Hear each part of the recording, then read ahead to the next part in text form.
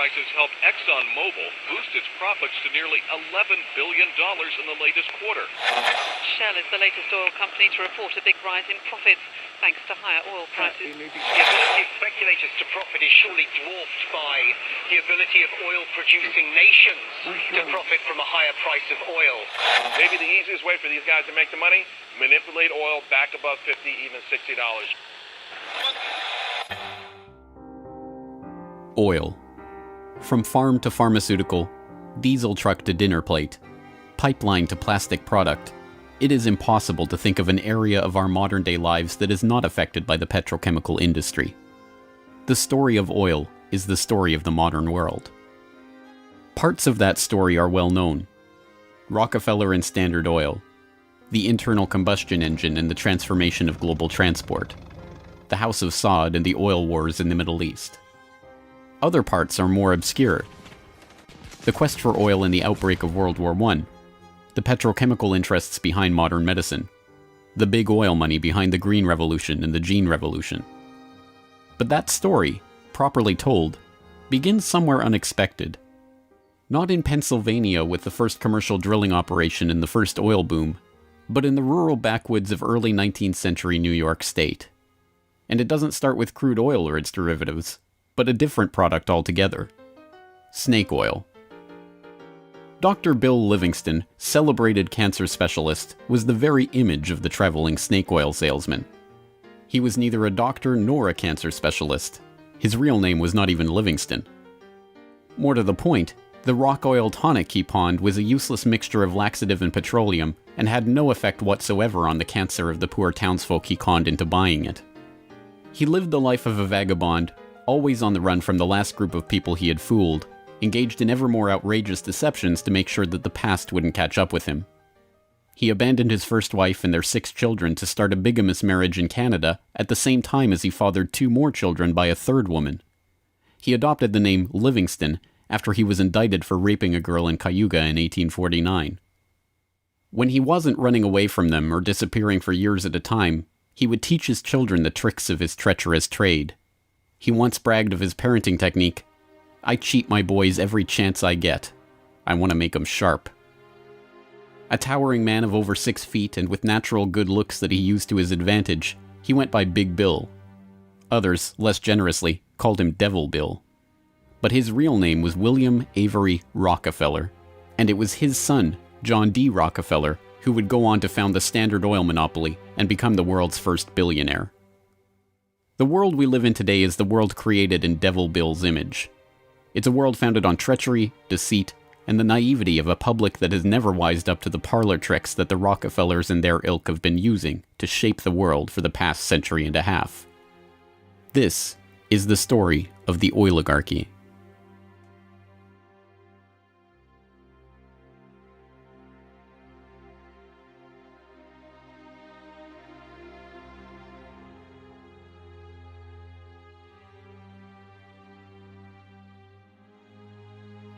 Titusville, 1857.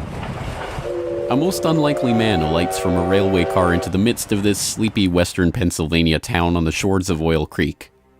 Colonel Edwin Drake. He's from the Pennsylvania Rock Oil Company, and he's here on a mission to collect oil. Like Dr. Bill, Drake isn't really a colonel. The title is bestowed on him by George Bissell and James Townsend, a lawyer and a banker who started the Pennsylvania Rock Oil Company after they discovered they could distill the region's naturally occurring Seneca oil into lamp oil or kerosene. Drake is actually an unemployed railroad conductor who talked himself into a job after staying at the same hotel as Bissell the year before. Calling him a colonel, it is hoped, will help win the respect of the locals. The locals think he's crazy anyway. Seneca oil is indeed plentiful, bubbling out of seeps and collecting in the creek, but other than as a cure-all medicine or grease for the local sawmill's machinery, it's hardly seen as something valuable. In fact, it can be a downright nuisance, contaminating brine wells that supply Pittsburgh's booming salt industry. Still, Drake has a task to complete: finding a way to collect enough oil to make the distillation of Seneca oil into lamp oil profitable. He tries everything he can think of.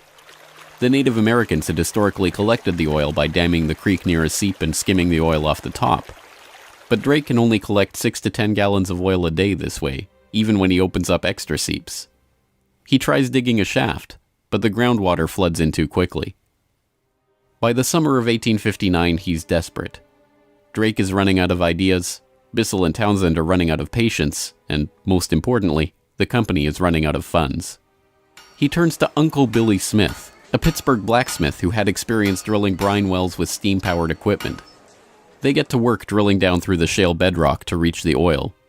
It's maddeningly slow work, with the crude equipment struggling to get through 3 feet of bedrock a day. By August 27th, they've drilled down 69.5 feet.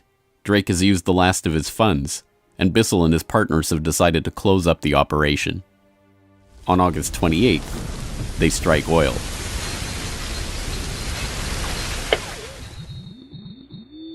Then on Sunday, August 28, 1859, oil bubbled up the drive pipe. Uncle Billy and his son Sam bailed out several buckets of oil.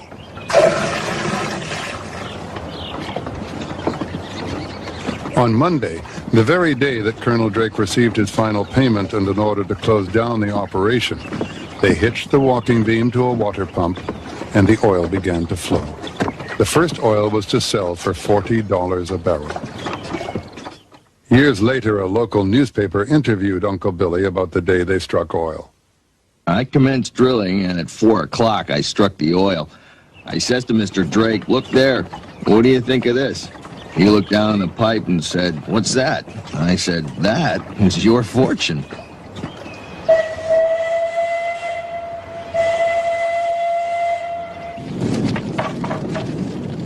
Drake's well proved that by drilling for it, oil could be found in abundance and produced cheaply. Overnight, a whole new industry was born.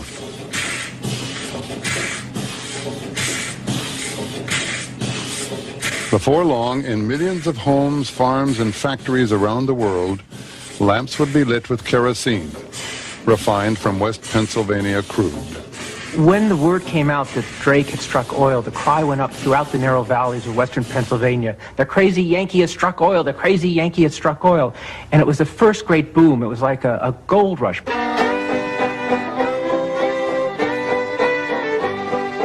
Down in Pennsylvania, there is plenty oil, they say. Petroleum, petroleum, we must all have some. Overnight, the quiet farming backwoods of rural Pennsylvania was transformed into a bustling. The first oil boom had arrived. Already poised to make the most of this boom was a young up-and-coming bookkeeper in Cleveland with a head for numbers, John Davison Rockefeller. He had 2 ambitions in life, to make $100,000 and to live to be 100 years old. John D. set off to make his fortune in the late 1850s, armed with a $1,000 loan from his father, Devil Bill. Grandfather never finished high school and went to Cleveland, having borrowed $1,000 from his father to start business, paid 9% interest on it, incidentally. And he read about the oil business just beginning and got interested and came to realize that it was a very volatile business at the time. In 1863, seeing the oil boom and sensing the profits to be made in the fledgling business, Rockefeller formed a partnership with fellow businessmen Maurice B. Clark and Samuel Andrews, a chemist who had built an oil refinery but knew little about the business of getting his product to market. 2 years later, the shrewd John D. bought out his partners for $72,500 and, with Andrews as partner, launched Rockefeller and Andrews. By 1870, after 5 years of strategic partnerships and mergers, Rockefeller had incorporated Standard Oil. The story of the rise of Standard Oil is an oft-told one. In a move that would transform the American economy, Rockefeller set out to replace a world of independent oilmen with a giant company controlled by him. In 1870, begging bankers for more loans, he formed Standard Oil of Ohio. In a commodity that is about to become the most important strategic commodity in the world economy. By the 1880s, The American oil industry was the Standard Oil Company, and Standard Oil was John D. Rockefeller. But it wasn't long until a handful of similarly ambitious and well-connected families began to emulate the Standard Oil success story in other parts of the globe. One such competitor emerged from the Caucasus in the 1870s, where Imperial Russia had opened up the vast Caspian Sea oil deposits to private development. Two families quickly combined forces to take advantage of the opportunity. The Nobels, led by Ludwig Nobel and including his dynamite-inventing, prize-creating brother Alfred, and the French branch of the infamous Rothschild banking dynasty, led by Alphonse Rothschild. In 1891, the Rothschilds contracted with M. Samuel & Co., a Far East shipping company headquartered in London and run by Marcus Samuel, to do what had never been done before: ship their Nobel-supplied Caspian oil through the Suez Canal to East Asian markets. The project was immense. It involved not only sophisticated engineering to construct the first oil tankers to be approved by the Suez Canal Company, but the strictest secrecy. If word of the endeavor was to get back to Rockefeller through his international intelligence network, it would risk bringing the wrath of Standard Oil, which could afford to cut rates and squeeze them out of the market. In the end, they succeeded, and the first bulk tanker, the Murex, sailed through the Suez Canal in 1892 en route to Thailand. In 1897, M. Samuel & Co. became the Shell Transport and Trading Company. Realizing that reliance on the Rothschild Nobel Caspian oil left the company vulnerable to supply shocks, Shell began to look to the Far East for other sources of oil. In Borneo, they ran up against Royal Dutch Petroleum, established in The Hague in 1890 with the support of King William III of the Netherlands, to develop oil deposits in the Dutch East Indies. The two companies, fearing competition from Standard Oil, merged in 1903 into the Asiatic Petroleum Company, jointly owned with the French Rothschilds, and in 1907 became Royal Dutch Shell.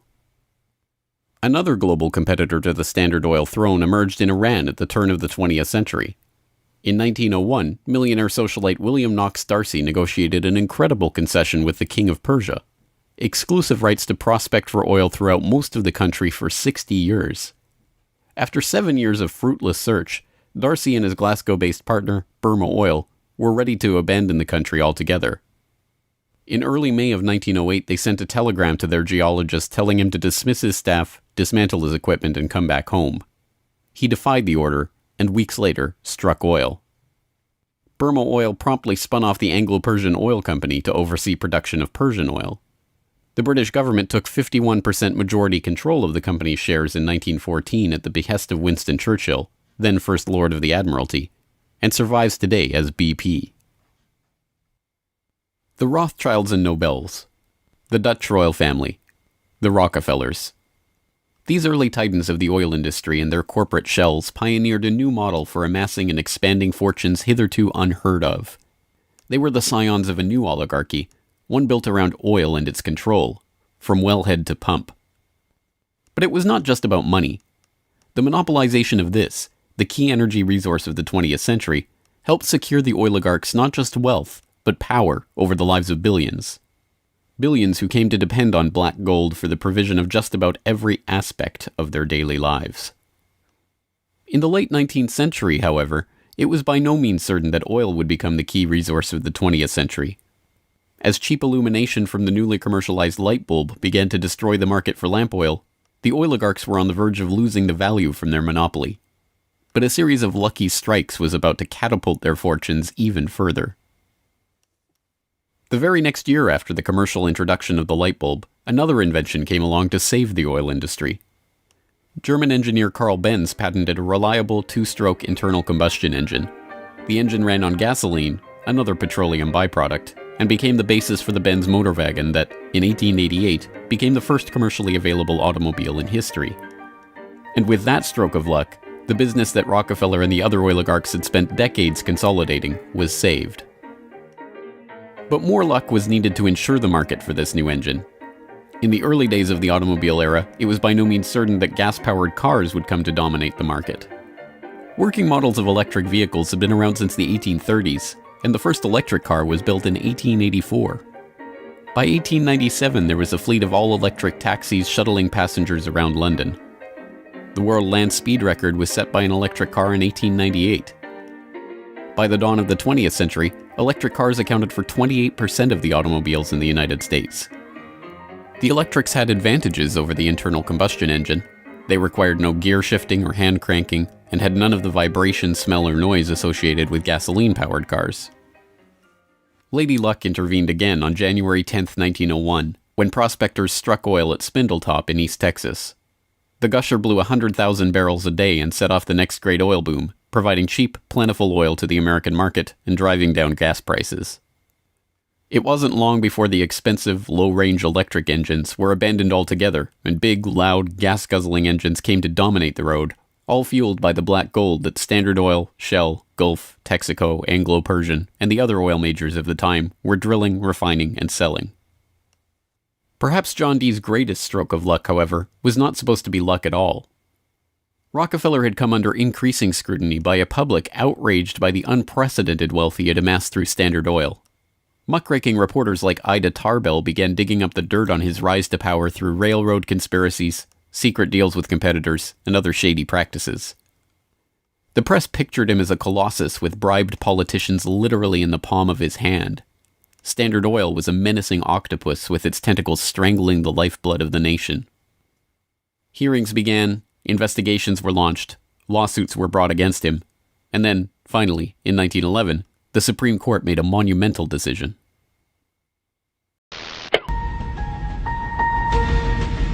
On May 15, 1911, the Supreme Court of the United States declared that Standard Oil was a monopoly in restraint of trade and should be dissolved.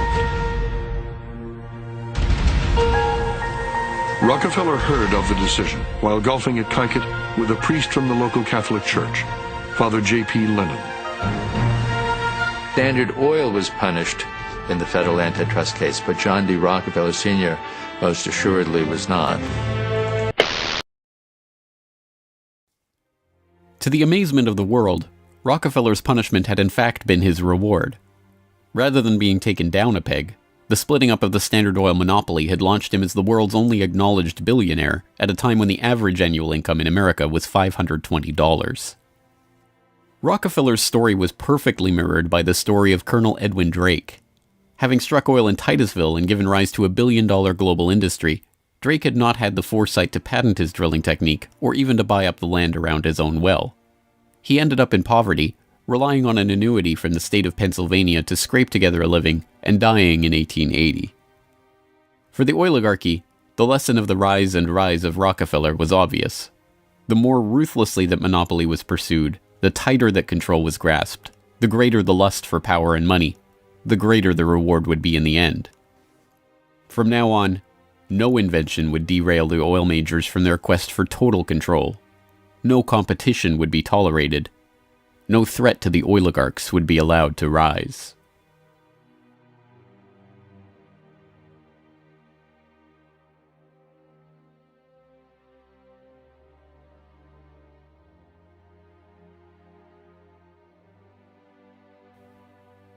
When asked how he could justify the treachery and deceit with which he had pursued the creation of the Standard Oil monopoly, John D. Rockefeller is reputed to have said, "Competition is a sin."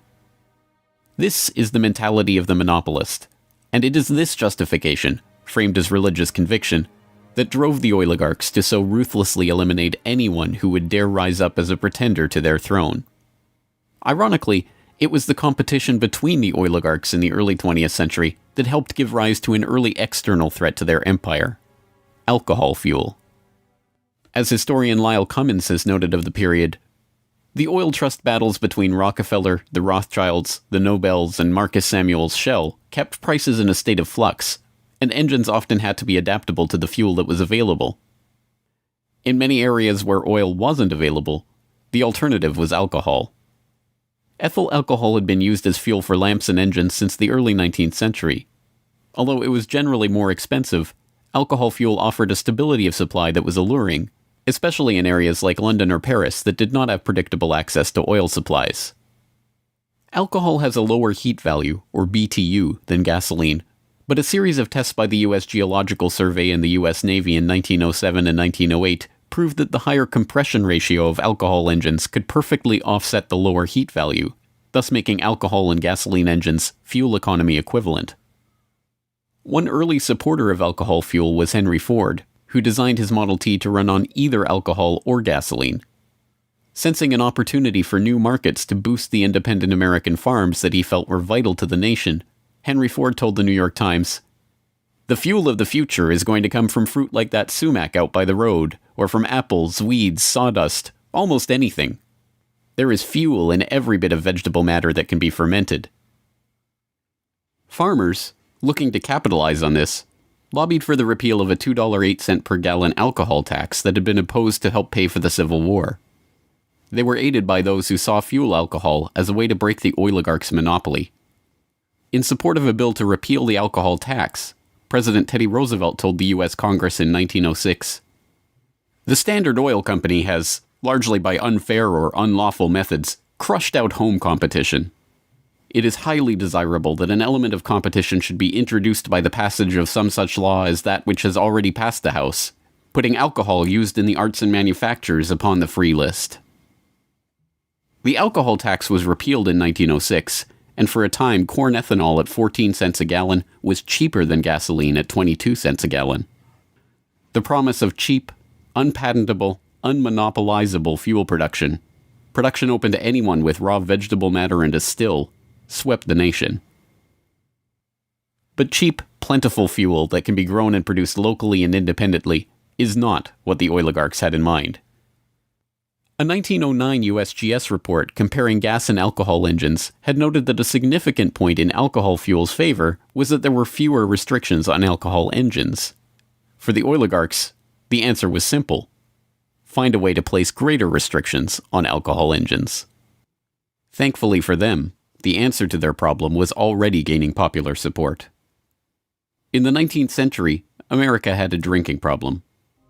By 1830, the average American over 15 years old drank 7 gallons of pure alcohol per year, 3 times higher than today's average. This led to the first anti-alcohol movements in the 1830s and 1840s, and the formation of the Prohibition Party in 1869, and the Women's Christian Temperance Union in the 1870s.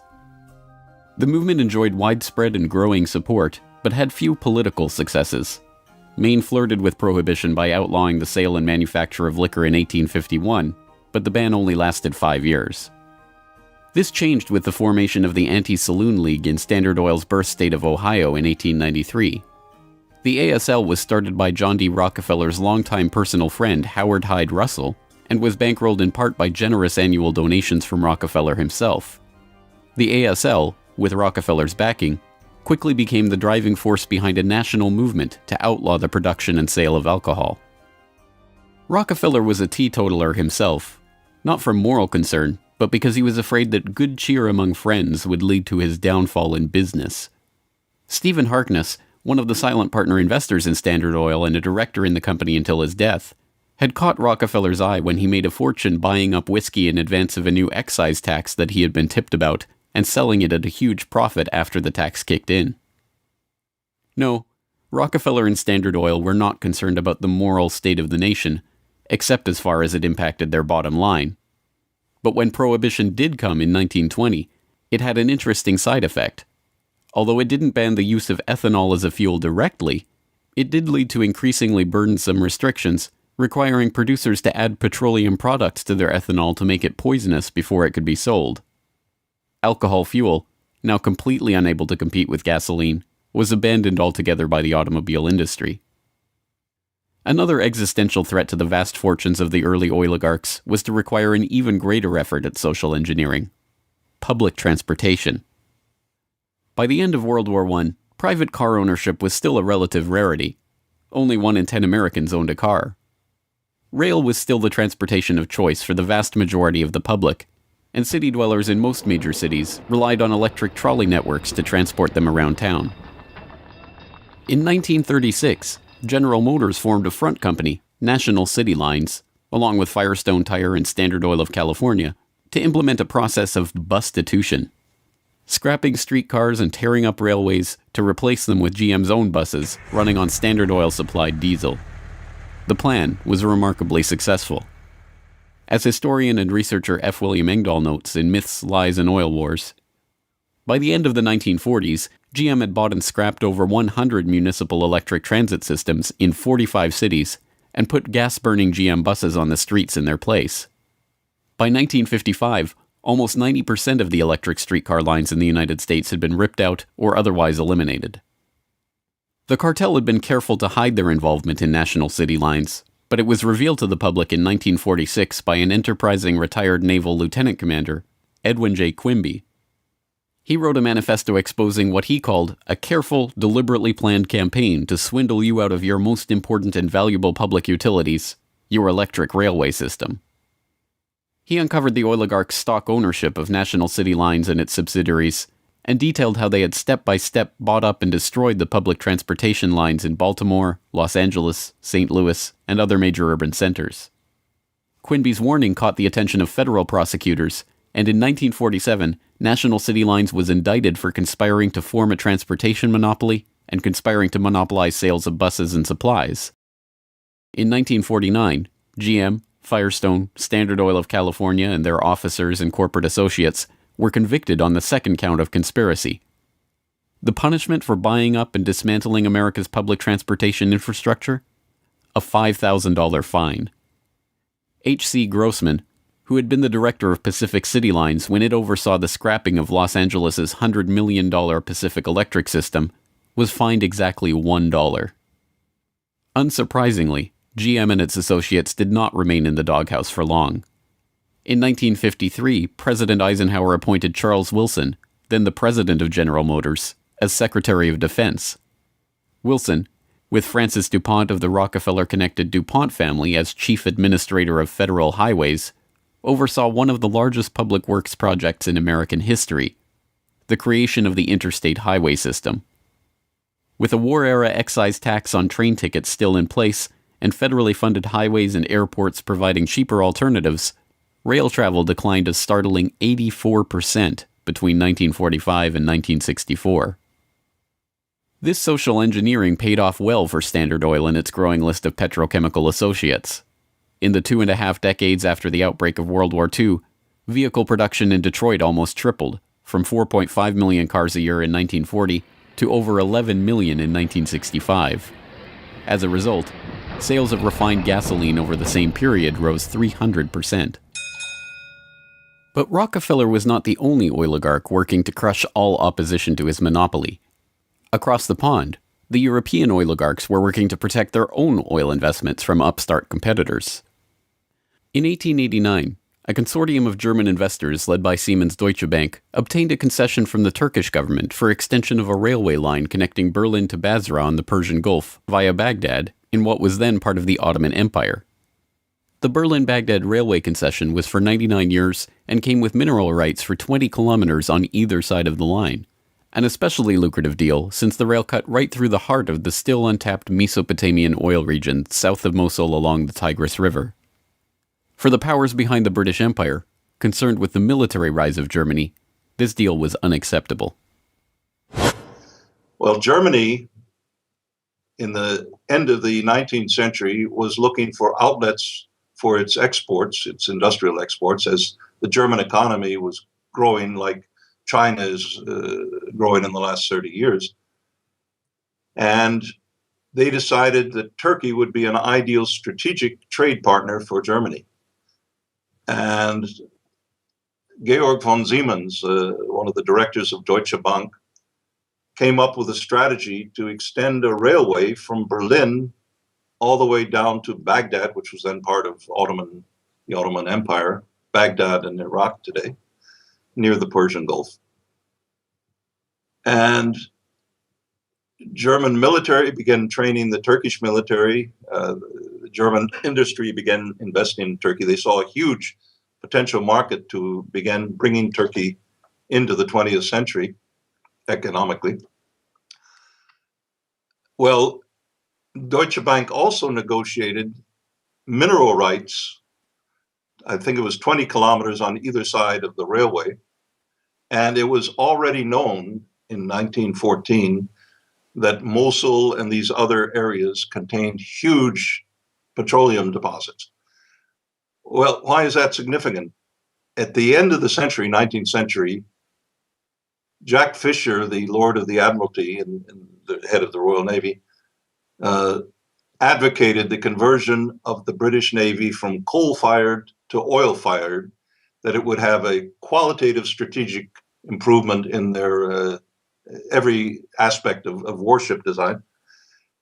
And since Britain didn't know that they had any oil back then, they went to Persia and swindled the Shah at that time out of oil rights in Persia. They went to Kuwait and backed a coup d'etat of the Al-Sabah family to be a British pawn. And they literally wrote a contract with him that nothing that Kuwait does with the outside world will be done without approval of the British governor. And Kuwait was known to have oil and lying right on the Persian Gulf.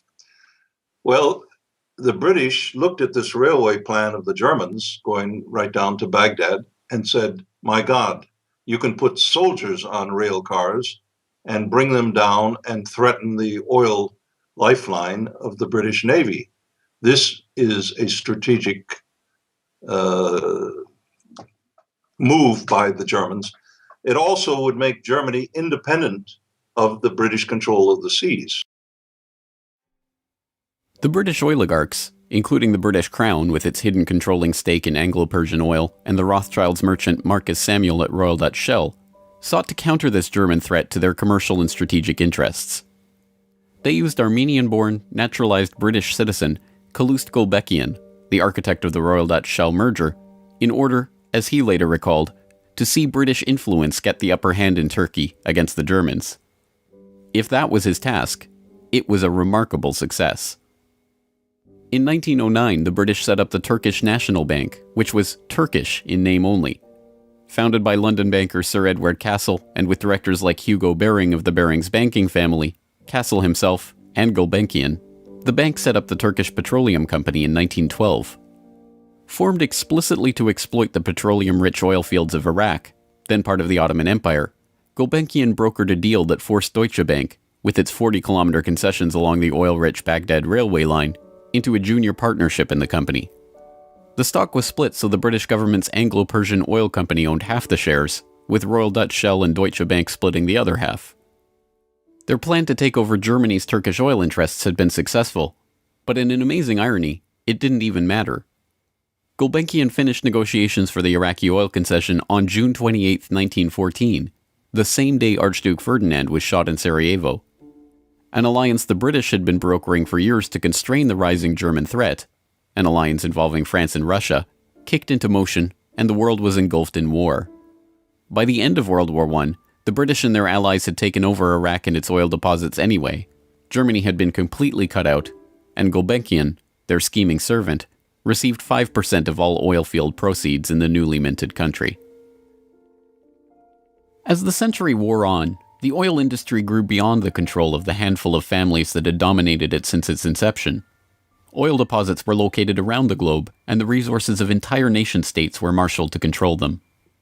Now, threats to the oligarchs and their interests required multilateral, multinational responses, and the consequences of those deals were felt worldwide.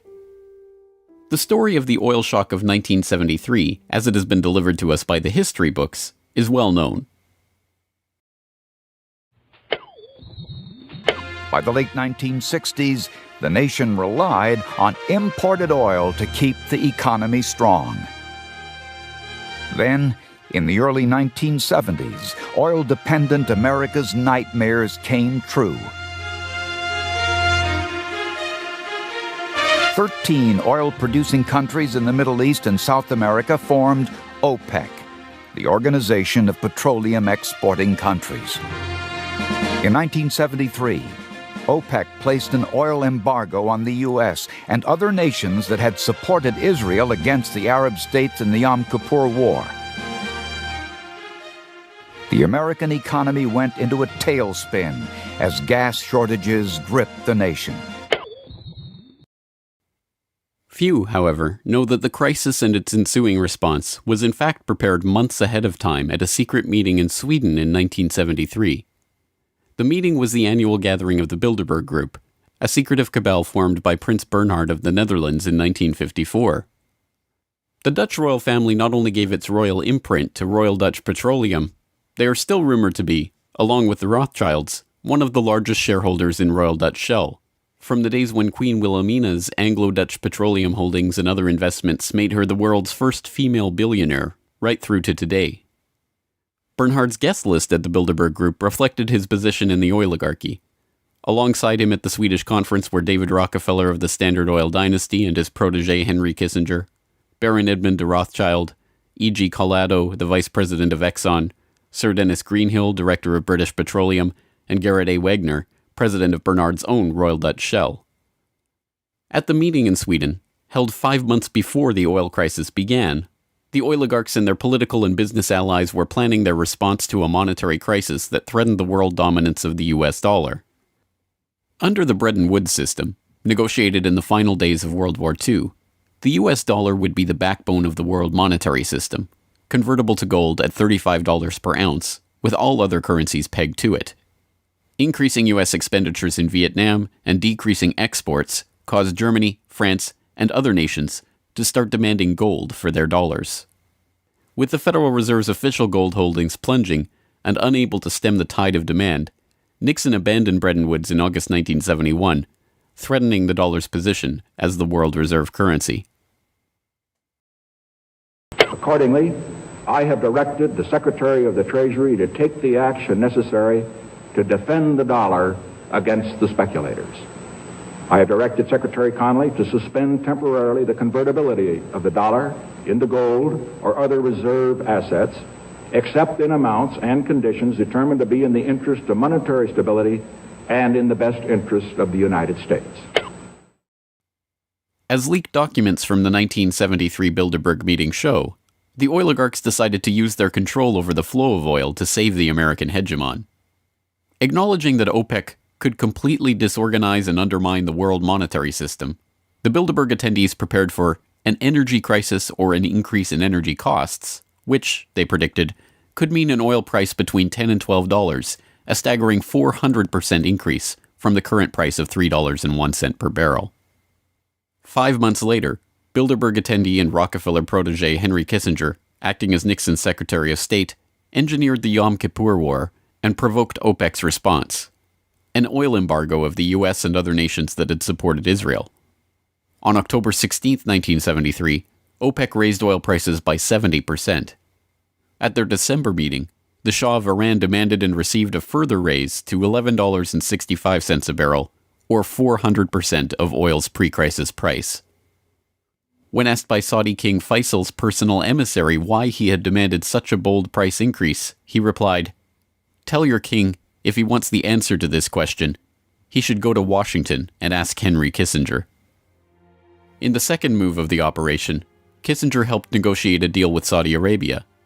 In exchange for US arms and military protection, the Saudis would price all their future oil sales in dollars and recycle those dollars through treasury purchases via Wall Street banks. The deal was a bonanza for the oligarchs. Not only did they get to pass the price increases on to the consumers, but they benefited from the huge flows of money into their own banks. The Shah of Iran parked the National Iranian Oil Company's revenues in Rockefeller's own Chase Bank, revenues that reached $14 billion per year in the wake of the oil crisis. With the creation of this new system, the petrodollar, the oligarchs had reached unprecedented levels of control over the economy.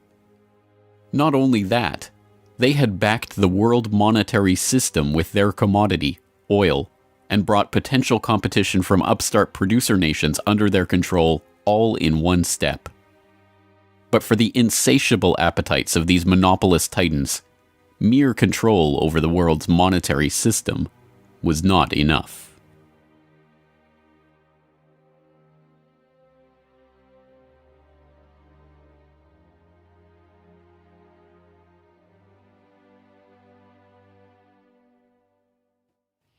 In the 19th century, railroad conspiracies and predatory pricing had been enough to assure the oligarchs' monopoly. But by the time that the British Crown, the Dutch royal family, the Rothschilds, and the other European oligarchs began opening up the Middle East and the Far East to oil exploration in the early 20th century, the goal was no longer to maximize profits or control the oil industry. It was not even to control international diplomacy. It was to control and shape the world itself, its resources, its environment, and its people. In order to achieve this goal, the oligarchy would need a facelift. In the current age, with the Rockefeller name now more likely to be associated with Rockefeller Plaza or Rockefeller University than Standard Oil, it is difficult to understand just how hated John D. was in his own day. He was the head of the Standard Oil Hydra, an octopus strangling the world in his tentacles, a cutthroat gardener pruning the competitors from the flower of his oil monopoly. As one of the richest men the world had ever known, he was an easy target for the average working man's frustration and a magnet for the poor seeking help. He received on average 50 to 60,000 letters a month asking for help. Dozens of people followed him in the street. Literally, crowds stood around the Standard Oil offices, waiting for him to come out. Little children, painfully thin, crying in the street and so on. Rockefeller felt overwhelmed. Besieged by the downtrodden, despised by the working man, hounded by Ida Tarbell and the muckraking press, John D. had the mother of all PR problems. The answer was simple: invent the PR industry. He hired Ivy Ledbetter Lee, a journalist turned communications expert who invented the modern public relations industry, to burnish the Rockefellers' tarnished image. It was Lee that suggested giving the family name to Rockefeller Center and filming John D. handing out dimes in public. An early master of public relations, Lee used the media which the muckrakers had used to disgrace Rockefeller to turn him into a sympathetic figure. Ivy Lee recognized early the power of the new moving picture and used newsreels to show a remarkably benevolent Rockefeller. I am very grateful to you and to a host of people who are so kind and good to me all the time. Why, because you're so good to everybody. Yes, you are. As Ivy Lee began to kind of control his public image, he became oddly a kind of American character. And people kind of warmed to him in a bizarre sort of way. It was like having Frankenstein on the loose walking around New York City or something like that, with a cane and a long hat. Although this plane never takes off, this photo opportunity was presented as Senior's first flight. Perhaps Ivy Lee's most brilliant public relations move was the casting of Rockefeller as the man who gave out dimes. Don't you give a dime, Mr. Rockefeller? Oh, please. Go ahead. You read a dime? Thank you, sir. Thank you very much. I consider myself... Thank you for the ride. I consider myself more than amply paid. Bless you, bless you, Yes. bless you. These PR stunts seem obvious and ham-handed by today's standards, but they were effective enough. To this day, people leave dimes on the stone marker at the base of the 70-foot Egyptian obelisk that towers over John D.'s final resting place in Cleveland's Lakeview Cemetery. But it was not stage-managed photo opportunities like these that transformed Rockefeller into a public hero.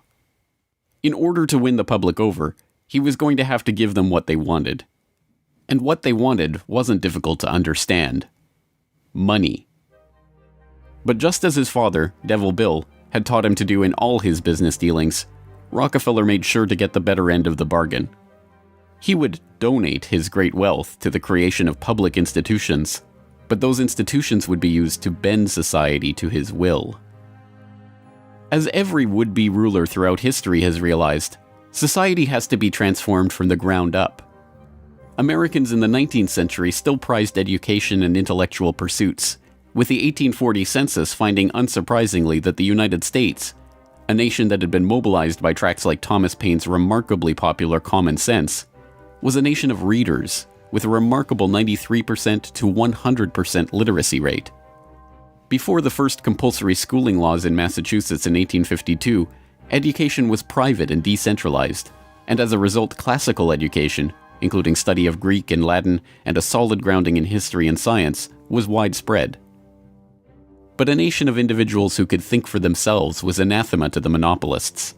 The oligarchs needed a mass of obedient workers, an entire class of people whose intellect was developed just enough to prepare them for lives of drudgery in a factory. Into the midst stepped John D. Rockefeller with his first great act of public charity, the establishment of the University of Chicago. He was aided in this task by Frederick Taylor Gates, a Baptist minister that Rockefeller befriended in 1889 and who would go on to be John D.'s most trusted philanthropic advisor. Gates would go on to write a short tract, The Country School of Tomorrow, that laid out the Rockefeller plan for education. In our dream, we have limitless resources, and the people yield themselves with perfect docility to our molding hand.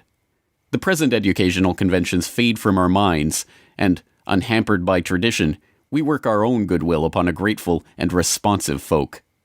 We shall not try to make these people or any of their children into philosophers, or men of learning or science. We are not to raise up from among them authors, orators, poets, or men of letters. We shall not search for embryo great artists, painters, musicians, nor will we cherish even the humbler ambition to raise up from among them lawyers, doctors, preachers, politicians, statesmen, of whom we now have ample supply. Although Rockefeller's resources weren't exactly limitless, they might as well have been.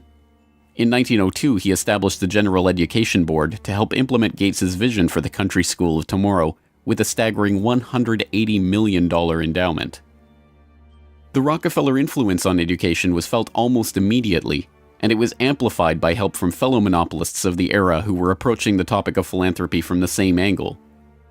Although best known as a steel magnate, Andrew Carnegie's fortune started on the railroads transporting Rockefeller's Standard Oil around the country, and was greatly magnified by a lucrative investment in property near Oil Creek that provided steady, profitable oil sales. In 1905, he established the Carnegie Foundation for the Advancement of Teaching, a tax-free foundation through which Carnegie and his appointees could direct the development of the education system in the United States, and, eventually, worldwide. In 1910, Rockefeller followed suit by establishing the Rockefeller Foundation, which became the tax-free umbrella organization for his philanthropic ambitions. As the Reese Committee, a congressional investigation into the activities of these tax-free foundations in the 1950s, discovered, it wasn't long before Carnegie's endowment approached Rockefeller's foundation with a proposal to cooperate on their shared desire to transform the American education system in their own image. Norman Dodd, the director of research for the congressional committee who was granted access to the Carnegie Endowment's board minutes, explains. So they approach the Rockefeller Foundation with the suggestion that that portion of education which could be considered domestic be handled by the Rockefeller Foundation, and that portion which is international should be handled by the endowment. And they then decide that the key to the success of these two operations lay in an alteration in the teaching of American history. So they approach four of the then most prominent teachers of American history in the country, people like Charles and Mary Bird, and their suggestion to them is, will they alter the manner in which they present this subject, and they get turned down flat. So they then decide that it is necessary for them to do, as they say, build our own stable of historians. And then they approach the Guggenheim Foundation, which specializes in fellowships, and say, when we find young men in the process of studying for doctorates in the field of American history, and we feel that they are the right caliber, will you grant them fellowships on our say-so? And the answer is yes. So under that condition, eventually they assemble 20. And they take this 20 potential teachers of American history to London, and there they're briefed into what is expected of them when, as and if they secure appointments in keeping with the doctorates they will have earned. And that group of 20 historians ultimately becomes the nucleus of the American Historical Association. And then toward the end of the 1920s, the endowment grants to the American Historical Association $400,000 for a study of our history in a manner which points to what can this country can it look forward to in the future. And that culminates in a 7-volume study, the last volume of which is, of course, in essence a summary of the contents of the other 6. And the essence of the last volume is the future of this country belongs to collectivism administered with characteristic American efficiency. With this base for transformation firmly established, the Rockefeller Foundation and like-minded organizations embarked on a program so ambitious that it almost defies comprehension. They transformed the practice of medicine. As usual, the oligarchs that funded this change were also there to profit from it, and once again, John D. took his cue from Devil Bill's example. William Rockefeller had called his brand of snake oil Nujol for new oil, and Standard Oil spun off Nujol as a laxative under their Stanco subsidiary. Manufactured on the same premises as Flit, an insecticide also derived from Standard Oil's byproducts, Nujol sold at the druggist for 28 cents per 6-ounce bottle. It cost Standard Oil less than 1/5 of a cent to manufacture. Pharmaceuticals provided a lucrative new opportunity for the oligarchs, but in a turn-of-the-century America that was still largely based on naturopathic herbal remedies, it was a tough sell. The oligarchy went to work changing that. In 1901, John D. established the Rockefeller Institute for Medical Research. The institute recruited Simon Flexner, a pathology professor at the University of Pennsylvania, to serve as its director. His brother, Abraham, was an educator who was contracted by the Carnegie Foundation to write a report on the state of the American medical education system. His study, the Flexner Report, along with the hundreds of millions of dollars that the Rockefeller and Carnegie Foundations were to shower on medical research in the coming years, resulted in a sweeping overhaul of the American medical system. Naturopathic and homeopathic medicine, medical care focused on unpatentable, unmarketable natural remedies and cures, was now dismissed as quackery. Only drug-based allopathic medicine requiring expensive medical procedures and lengthy hospital stays was to be taken seriously. The fortunes of Carnegie, Morgan, and Rockefeller financed surgery, radiation, and synthetic drugs. They were to become the economic foundations of the new medical economy. The takeover of the medical industry was accomplished by the takeover of the medical schools. Well, the people that we're talking about, Rockefeller and Carnegie in particular, came to the picture and said, we will put up money. They offered tremendous amounts of money to the schools that would agree to cooperate with them. The donors said to the schools, we're giving you all this money. Now, would it be too much to ask if we could put some of our people on your board of directors to see that our money is being spent wisely? Almost overnight, all of the major universities received large grants from these sources and also accepted 1, 2, or 3 of these people that I mentioned on their board of directors, and the schools literally were taken over by the financial interests that put up the money.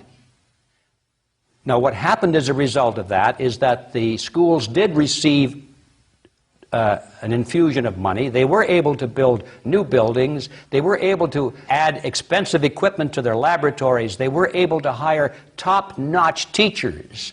But at the same time as doing that, they skewed the whole thing in the direction of pharmaceutical drugs. That was the efficiency in philanthropy. The doctors from that point forward in history would be taught pharmaceutical drugs. All of the great teaching institutions in America were captured by the pharmaceutical interests in this fashion. And it's amazing how little money it really took to do it. The oligarchy birthed entire medical industries from their own research centers and then sold their own products from their own petrochemical companies as the cure. It was Frank Howard, a Standard Oil of New Jersey executive, who would go on to persuade Alfred Sloan and Charles Kettering to donate their fortunes to the cancer center that would then bear their name. As director of research at Sloan Kettering, Howard appointed Cornelius Rhodes, a Rockefeller Institute pathologist, to develop his wartime research on mustard gas for the U.S. Army into a new cancer therapy. Under Rhodes's leadership, nearly the entire program and staff of the Chemical War Service was reformed into the Sloan Kettering Drug Development Program, where they worked on converting mustard gas into chemotherapy. And once again, the Rockefellers' own snake oil was being sold as a cancer cure-all. The oligarchs' interest in the burgeoning pharmaceutical industry converged in companies like IG Farben, a drug and chemical cartel formed in Germany in the early 20th century. Royal Dutch's own Prince Bernhard served on an IG Farben subsidiary's board in the 1930s, and the cartel's American operation, set up in cooperation with Standard Oil, included on its board Standard Oil president Walter Teagle, as well as Paul Warburg of Kuhn-Loeb and Company, itself headed by Jacob Schiff of the Rothschild broker family. At its height, IG Farben was the largest chemical company in the world, and the fourth largest industrial concern in the world, right behind Standard Oil of New Jersey. The company was broken up after World War II, but like Standard Oil, its various pieces remained intact, and today BASF, one of its chemical offshoots, remains the largest chemical company in the world, while Bayer and Sanofi, two of its pharmaceutical offshoots, are among the largest pharmaceutical companies in the world.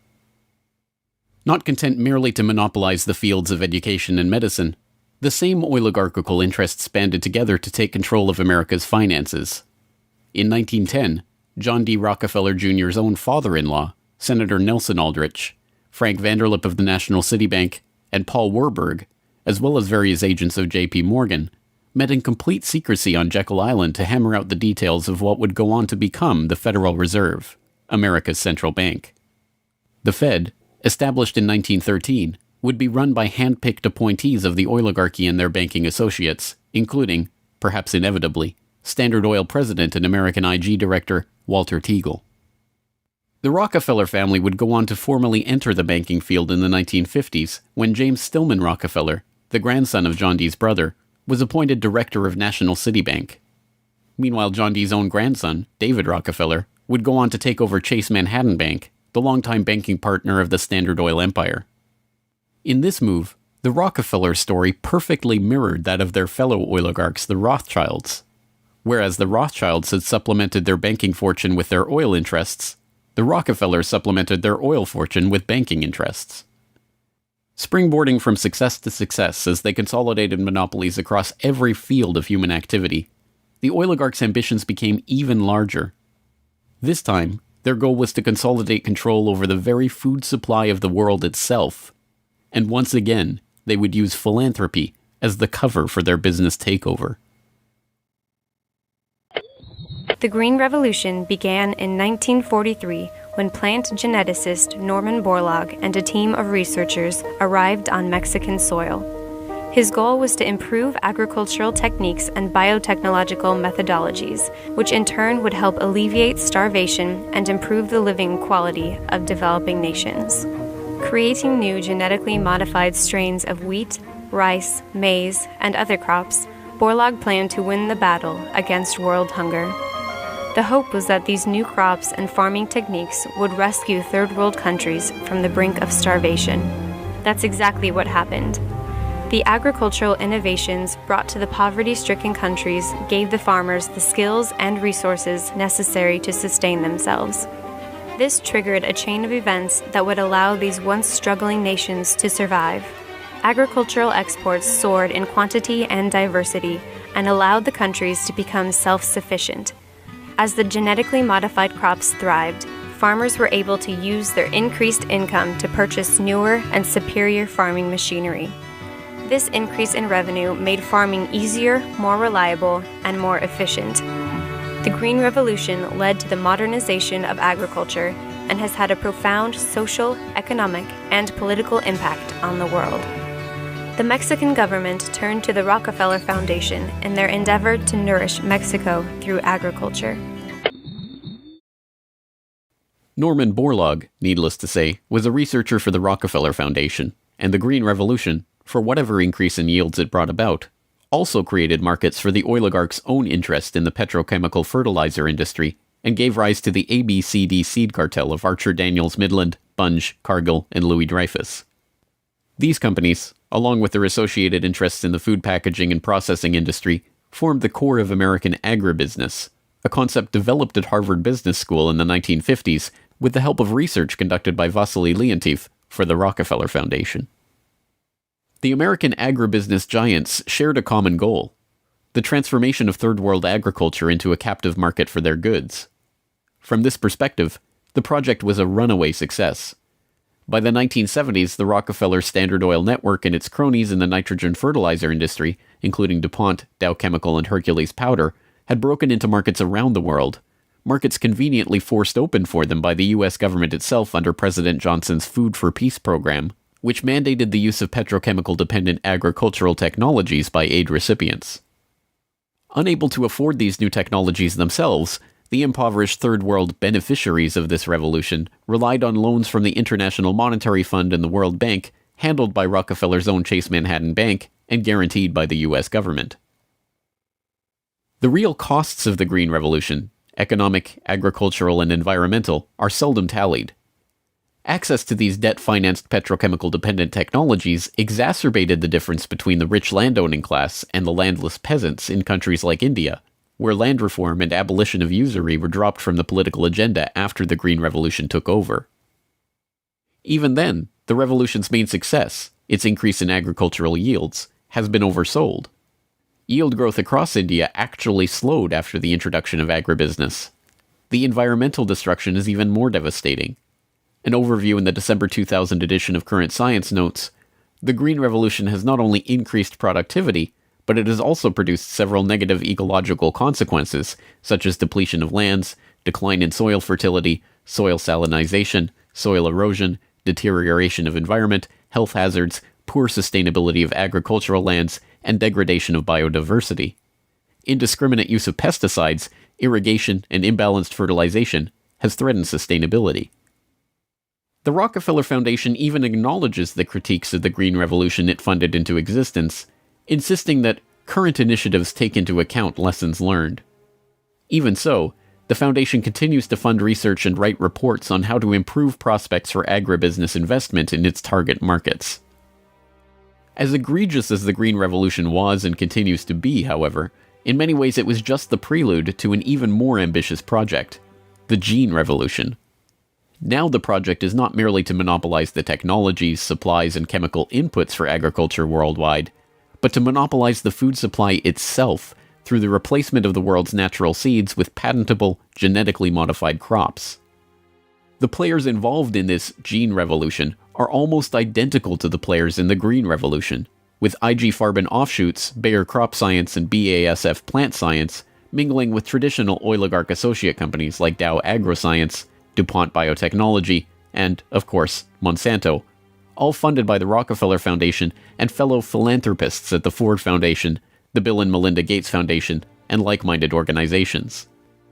The convergence of corporate, philanthropic, governmental, and intergovernmental interests in promoting GM crops around the world can be seen in the bewildering array of research institutes, industry associations, and consultative groups devoted to the case. The Rockefeller-funded International Rice Research Institute, the Rockefeller-Monsanto USAID Brainchild International Service for the Acquisition of Agrobiotech Applications, the Rockefeller-Ford World Bank-created Consultative Group of International Agricultural Research, and dozens of other bland, benign-sounding organizations research and promote GM crops in target markets around the globe, with the profits ending up in the oligarchs' coffers. A representative example of this story is the agribusiness neocolonization of Argentina, where Monsanto ran an elaborate bait-and-switch to get the country hooked on its genetically modified Roundup-ready soybeans, before demanding royalties on the crops that were by then already growing. DuPont then took over, magnanimously beginning a Protein for Life program to foist their own GM soybeans on the country's poor. The same scene has played itself out in country after country, where cartel-developed GM crops are foisted on emerging economies through food aid, usually during times of famine when those countries are especially vulnerable. Only a handful of countries like Zambia or Angola have outright rejected this GMO takeover of their food supply, generously subsidized by the US government to the benefit of the agribusiness cartel.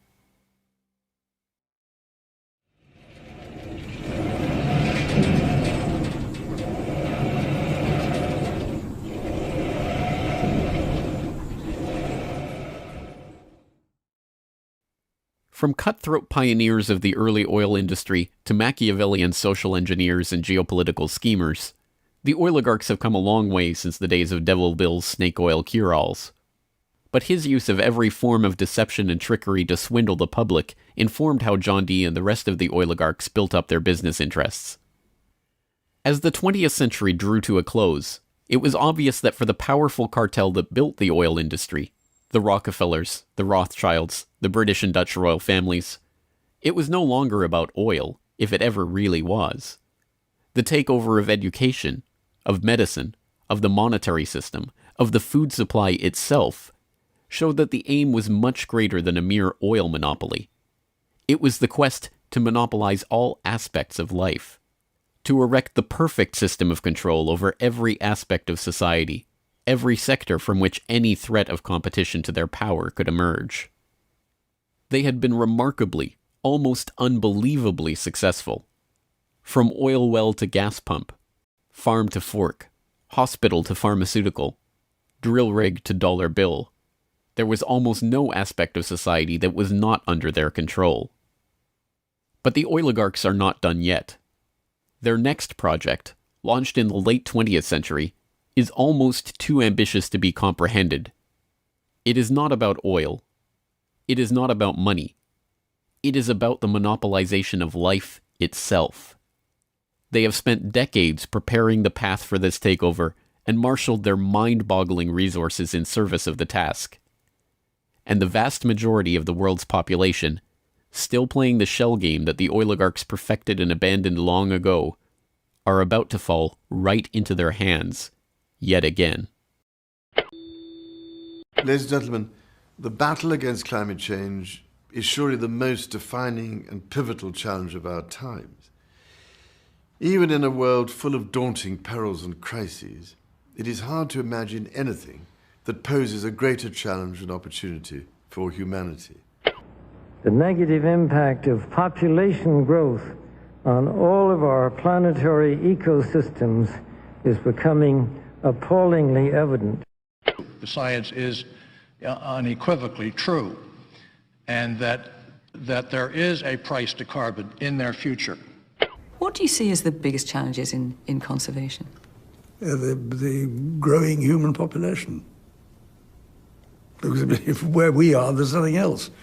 We have to start spending money, fast on the solutions that we have in hand to try and help these countries which are already seeing the effects of climate change today and seeing the effects of our consumption, basically. David Rothschild, thank you so much for joining us here on Bloomberg. Down in Pennsylvania, there is plenty oil, they say. Petroleum, petroleum, we must all have some. The oily fever, don't you see, infects most every live Yankee. From north, from east and west they come for petroleum oil. Oil, oil, oil, oh petroleum.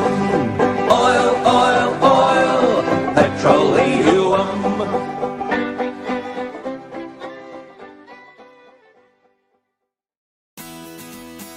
The Corbett Report is brought to you by the Corbett Report subscriber, a weekly newsletter featuring James Corbett's International Forecaster editorial, recommended reading and viewing, discounts on Corbett Report DVDs, and once a month, a subscriber-only video.